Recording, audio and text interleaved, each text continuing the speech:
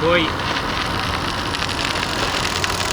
Oops, sorry. No, it's good. You're supposed to be in the video. Kind of about you. My daughter Emily, as I learned more about the climate issue, I got to do something to make the world a better place for her. She wrote this note, dream big for what you want to happen. It's actually right here. And this is a copy. I have the original hidden.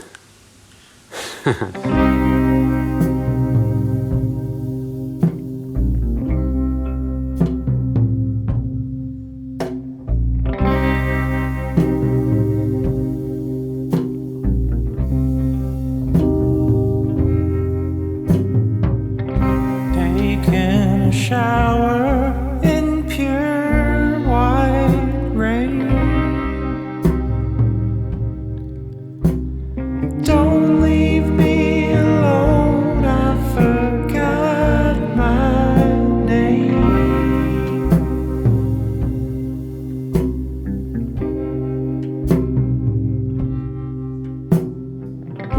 Behold the palace, the timeless place. Don't leave me alone, I forgot my. There's a desire out there, and it's a predominant desire to figure this out. And it's not going to happen if people aren't talking about it and not being willing to be uncomfortable a little bit about it. Well, climate, it is changing. It always has changed over the thousands of years that this Earth's been here. We know that it's changed a number of times. Is it some of it man-made? Possibly. What I'm probably more disappointed in anything is in our government. I've got solar on my house. I think it's a great way to go. We need to use the rooftops that we have, but putting so much money and putting this country in so much debt is wrong. But then the environmental issues came, and people from New York figured they knew how to run this country better than the people that lived here, and sweat over it, tried to grow blade grass and keep things going. And so those thoughts and philosophies that came because they what thought he's they saying knew is in our lifetime and at a prime time, they shut down Coyote, they shut down Arizona refining, they just shut all these things that made this a productive area, and it was environmental. So you're hitting a generation of people that have been through a lot and not had a good taste in the mouth. Sure. I mean, and, don't get me wrong. I know that we wouldn't be where we are today with where we got the energy from. There's gratitude there. It's just... we've got to find something new. Don't disagree. If people stop talking to each other, we're We do have grave that problem. situation with democracy. And I don't think we can let that happen. Thank you for doing this. This is nice of you. Oh, No, well, thank you for your time. you're looking for a lot of heartache and pain, but keep it up. Thank Are you. you biking from place to place? Yeah. Yep. Are you hungry? You got food? I've got some food in there. I can cook real quick, some food. Oh, thank you. I think I'm good. Okay. I'm riding to Kanab. We have an event tonight. I don't think we're too far apart. No. I mean, that's why these conversations are important. You've got to keep talking,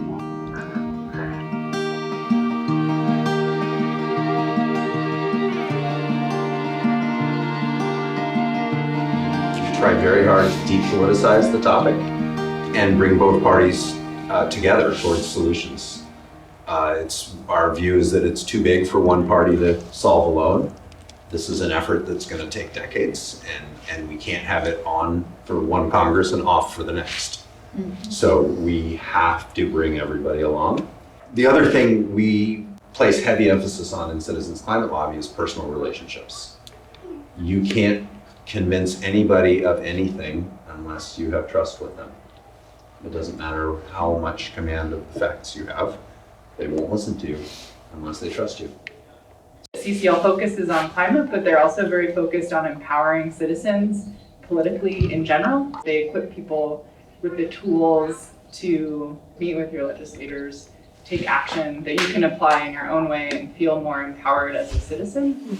I think within 2 months of getting involved, maybe less, I was invited to be part of a meeting with the chief of staff of my federal congressperson. And that was like, here you go, let's participate.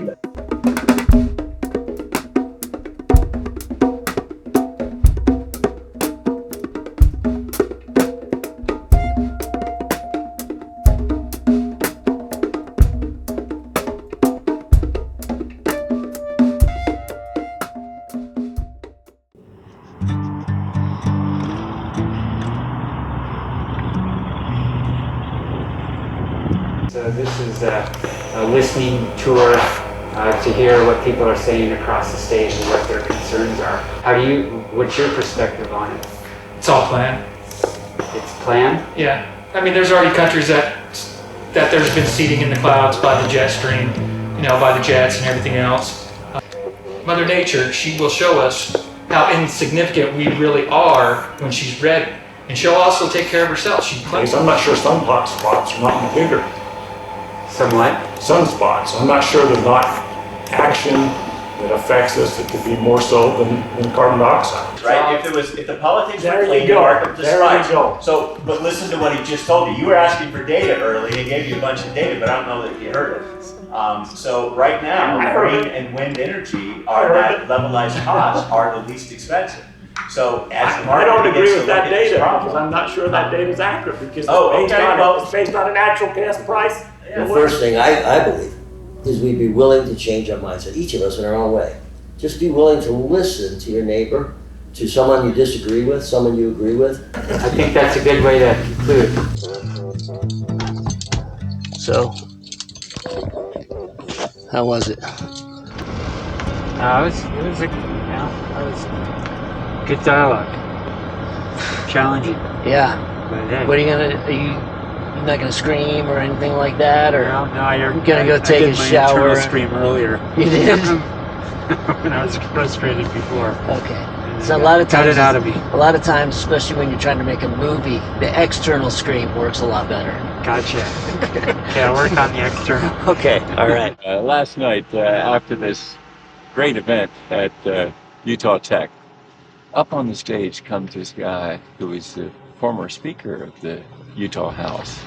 He said, "You've given me something to think about." And so he's, I think, realizing that there's a role for him and in this. And that's, of course, what we're after, is including everybody. Because if you're going to solve climate change, you've got to have everybody. I'm thinking right now about this conversation we had with a couple from Delta who grew up in Delta, who have been married, I think, I don't know, probably 60 years. And they were at the local diner and now here. And I'm just trying to get a sense of sort of I think it's hard for the farmers anymore because they just don't have enough water, Yeah. There's certain crops they haven't been able to grow because, like corn and bunch that stuff takes a lot more water. They just don't have it. These days, the parties are really polarized. Oh, yeah. And I don't... Ugly. And I think that in order for us to be successful in dealing with this problem that affects us all, we've got to figure out how to not be polarized. I don't know if you'll ever figure that out. Yeah. Oh my God, You could it's get them ugly. to work together, right? Exactly. Somebody's got their work cut out for them. They do. Yeah. And so, Right now, it's ugly. It is. It's. I wish it wasn't that way. Just sad. I know. Yeah. Well, I really appreciate you taking time to talk with me and your thoughts. well, I hope it's done some good. Yeah. No. Just having the conversation to me is so important. So I really appreciate your time. Just as soon as you get up and walk outside, love is in your mind. The love is in your mind.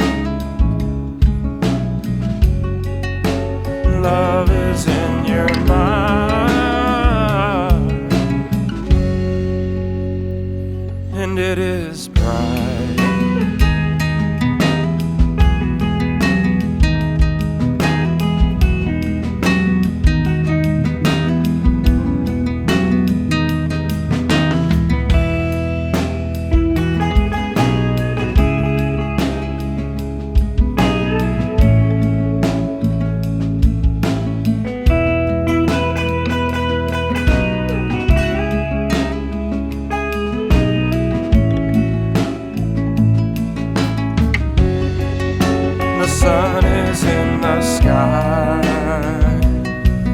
The sun is in the sky.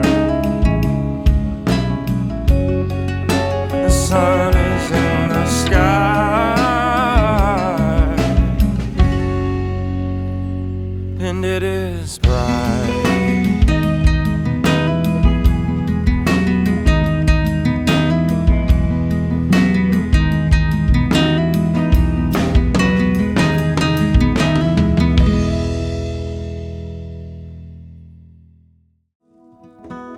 I'm a climate scientist. I have a degree in geology and paleoclimatology. For my PhD, I went down to Antarctica a couple times and drilled ice cores and pulled them out of the ice sheet, brought them back to the lab, chopped them up, and was measuring greenhouse gases in ice cores. And you can see the dramatic change in the ice core record up to the present day. And we're at this time where yes, things are going to get worse, and we're going to see these disasters become more severe. At the same time, the solutions are going to become much more widespread, and we're going to see a ton of progress, a ton of good news on that front.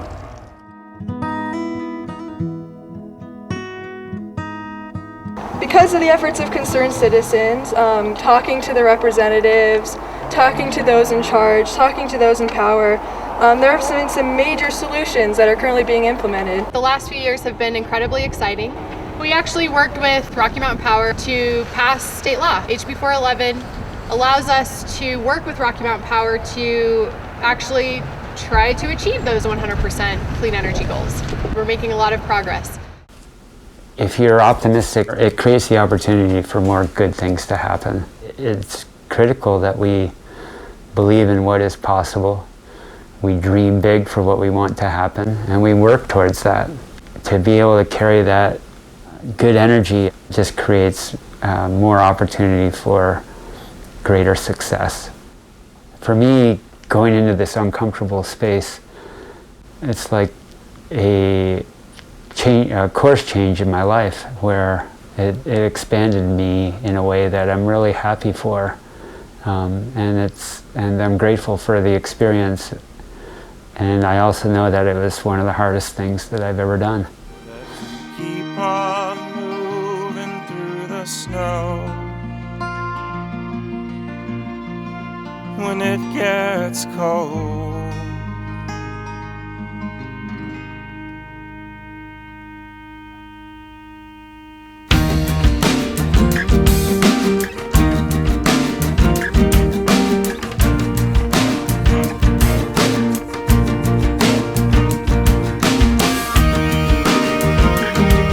the love inside of your song,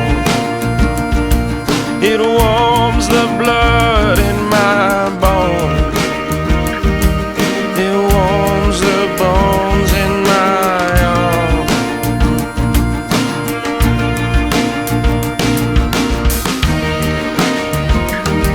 The tears we leave behind